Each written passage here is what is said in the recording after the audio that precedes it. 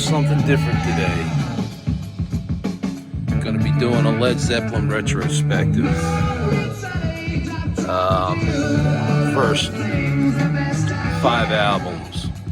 So I'm starting off with Led Zeppelin 1. And so we'll do a couple fun facts and show you what I got on tap.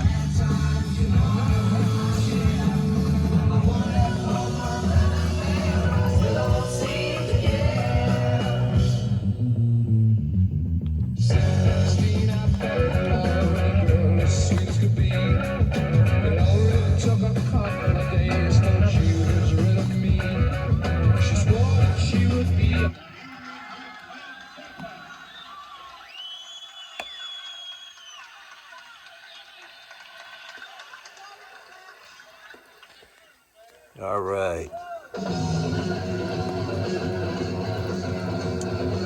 So, what we have here on tap. Oops. Doing Led Zeppelin 1. Just a couple fun facts. A little bit of a retrospective and pointing out what diecast is on the turntable while we're listening to some awesome bootlegged Zeppelin music. So spinning around on the turntable, that black van is a Chevy and it's a Johnny Lightning. This one coming around is a Hot Wheel, Real Riders. It's called Hauling Gas. Both of these cars have the Led Zeppelin 1 album cover livery on both sides. The van is decked out in all types of Led Zeppelin, 4 symbols, and the Swan Song label on the back. And the Hot Wheel is specifically a Led Zeppelin 1 vehicle. Yes, it is carded, and I have one on carded. So, Led Zeppelin started off in 1968, and they had to perform contractual agreements under the name of the New Yardbirds, as Jimmy Page was still trying to fill tour dates and fill empty spots for a new band that he had in mind after the Yardbirds finally broke apart. So after wandering around the countryside of England and London looking for top musicians, Jimmy Page had a vision in mind. He originally wanted this guy by the last name of Reed to be his vocalist, but this guy had already started a record contract, and his career was just starting to take off, so he declined and kindly recommended Robert Plant to him. So they went and saw Robert Plant, and they never looked back. It was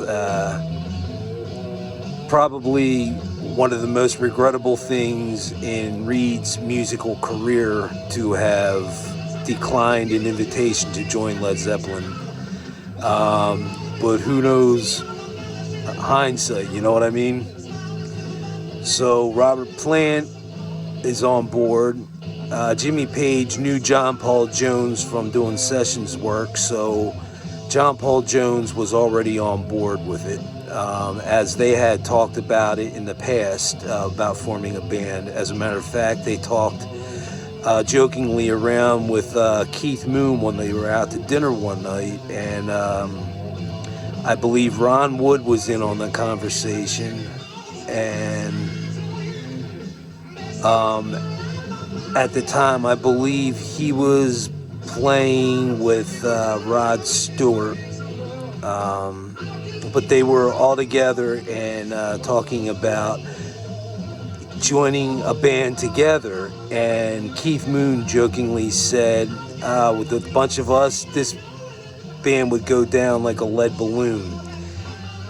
That stuck with Jimmy Page, and when it was time to create a name, he took Lead Balloon and created Led Zeppelin out of that, and he changed the wording L-E-A-D to L-E-D, because here in America we spell lead different than the way it's spelled in Britain, plus it has two different meanings. So with that being said, Jimmy Page now has 4 members. He acquired from searching all around Worrell and the cities of England.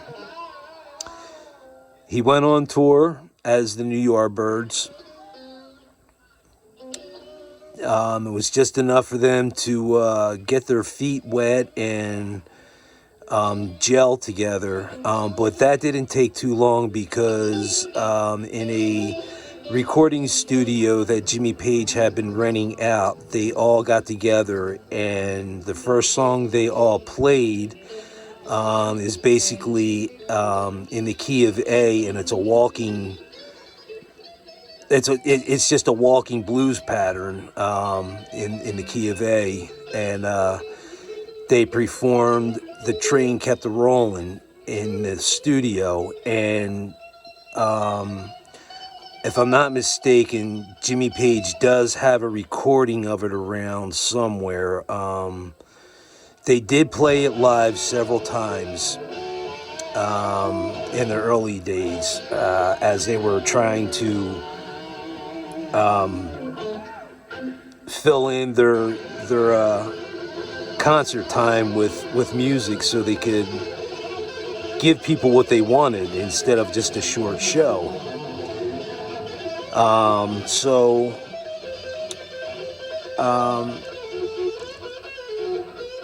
1968 comes, and Peter Grant goes to New York and informs Atlantic Records that they will not be the New Yardbirds, that the band had claimed the name Led Zeppelin, and he was in the middle of writing up a contract with Atlantic Records, and Led Zeppelin started to perform in 1968.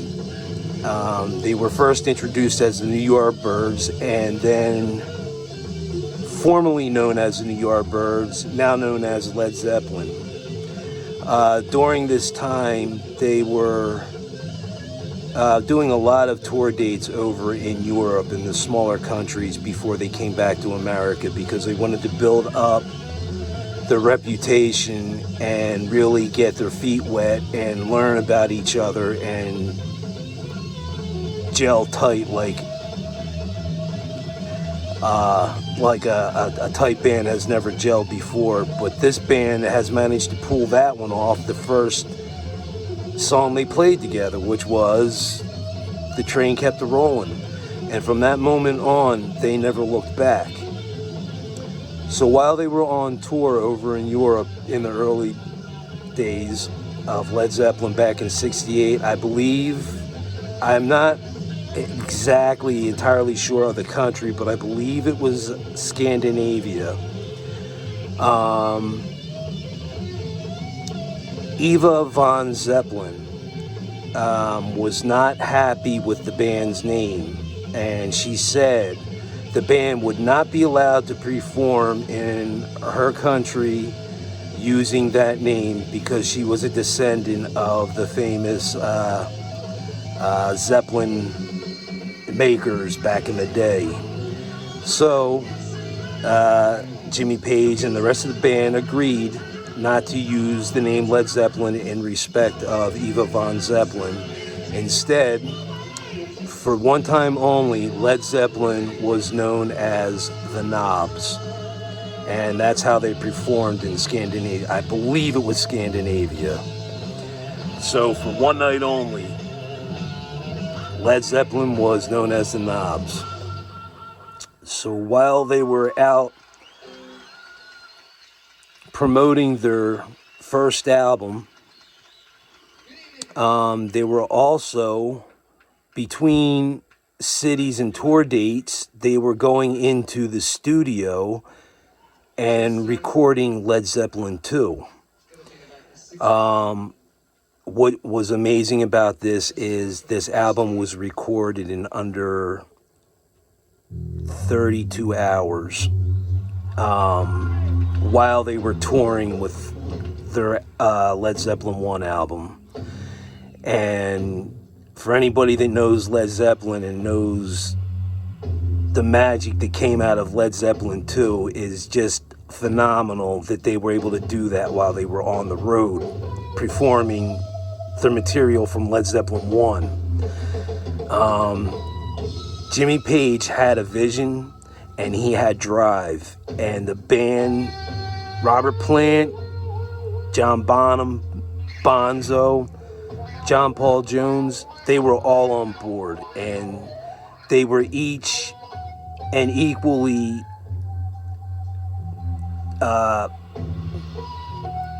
just as good as the next guy, and that's what made them work so well together. They fed off of each other's energy, and because John Paul Jones and Jimmy Page were already seasoned sessions players, they knew the background of how to put the band together and how to orchestrate. So it was easy for them. And Robert Plant just doing what he did naturally, just belting songs out with that voice that only he had. And Bonzo, he hit the skins like no other drummer. And there's a lot of great drummers out there, and I don't put any of them down, but again, it's a personal preference. But I just believe that Bonham, by far, was one of the best drummers out there. He had such aggression on those drums, and he played with such precision. The timing and the beats, he held that band together and kept it rolling, and everybody had their own little moments to shine in the light when they were performing, and they knew when to step back and let the other guy take over. And it was just done spontaneously. And Led Zeppelin 1 came out in 1968, and it took the world by storm. People couldn't get enough of it. It was a hot selling item. Rolling Stone hated it, which was another reason why Led Zeppelin and critics or interviews never really took place too often, because critics were too quick to judge before they even listened to the music. So if they were listening to the masses, they wouldn't have been writing such negative reviews on such an iconic band. And those writers are either regretting what they wrote back then or are no longer in the business. So here we have the beginnings of Led Zeppelin 1, and this is when we found out about a guitar player using a violin bow. And who the hell does that? Mr. Jimmy Page does that. He has done it on Dazed and Confused, obviously. A little bit of How Many More Times, and I believe along with a tremolo and some other type of effect, he used the bow in the studio when they recorded In the Evening on the album In Through the Outdoor. But that's for another time. We're talking about Zeppelin 1 here. So here we are at the beginning stages.